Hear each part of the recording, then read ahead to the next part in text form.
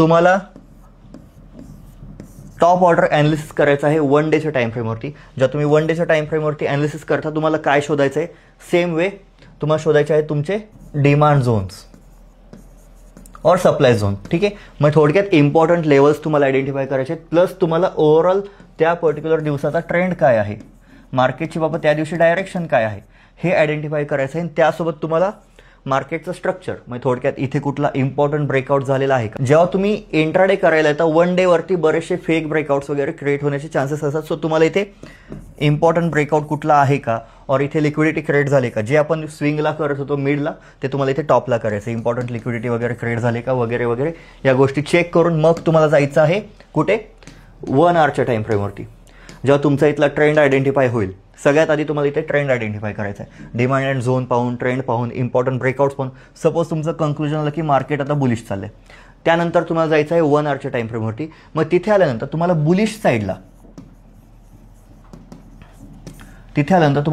साईडला कोणते कोणते इम्पॉर्टंट झोन्स क्रिएट झाले, जसं की एंट्री लेवल्स, त्यासोबत ब्रेकआउट्स, रिव्हर्सल कुठले आहेत का.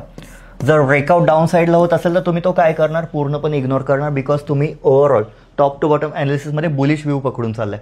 त्यानंतर तुम्हाला इथे लिक्विडिटी पण आयडेंटिफाय करायची आहे. थोडे चार्ट पॅटर्न्स आहेत का, सपोर्ट झोन्स आहेत का, कुठे इम्पॉर्टंट ब्रेकआउट होतोय, एक ओव्हरऑल चेक करा, मागचा डेटा चेक करा, मागच्या 3 ते 4 दिवसांचं. म्हणजे थोडक्यात 1 आवरच्या टाइम फ्रेमवरती जेवढा डेटा तुमच्या स्क्रीनवरती दिसत असेल कॅन्डलचा, त्यानुसार झोन्स मार्क करा. आणि त्यानंतर मग लास्टला तुम्हाला जायचं आहे सगळ्यात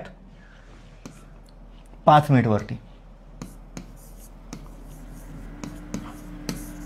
जिथे तुम्ही तुमच्या साईडने एखादा सिंपल ब्रेकआउट पकडा और तुमच्या साईडने एखादा रिव्हर्सल पकडा.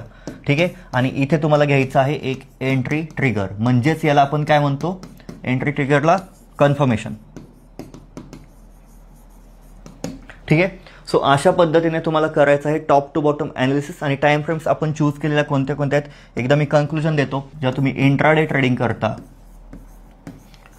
तेव्हा सगळ्यात महत्त्वाची टाइम फ्रेम तुमच्यासाठी असणार आहे 5 मिनिट.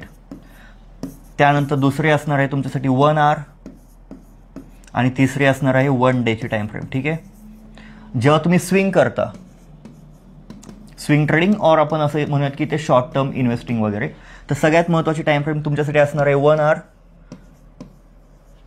त्यानंतर 1 डे, आणि त्यानंतर 1 वीक. सो या गोष्टी लक्षात ठेवायच्या आहेत. ह्याचा तुम्ही स्क्रीनशॉट घेऊ शकता और नोट्स काढत जा. जर रिपीट पाहावं लागली ही व्हिडिओ तरी चालेल, पण तुम्ही नोट्स काढणं खूप महत्त्वाचं.